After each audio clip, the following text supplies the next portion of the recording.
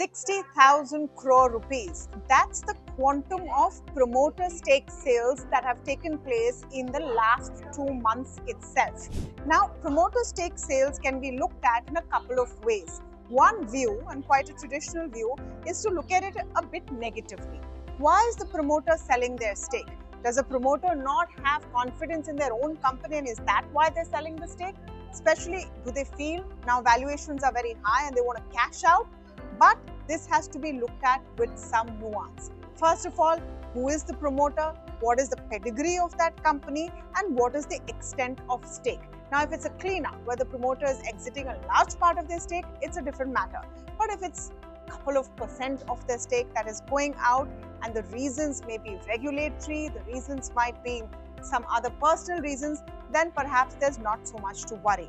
And we've seen that in the markets recently, where promoter stake sales have been met with a huge appetite.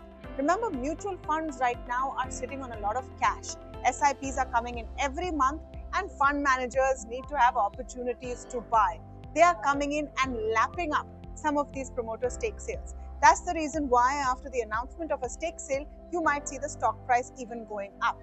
It's showing the extent of demand for the stock in the market and the availability that has come in. So putting it all together, promoter stake sale, not necessarily bad, but first check what is the pedigree of the promoter and how much of their stake they're selling. And perhaps if you know, then why? What is the reason?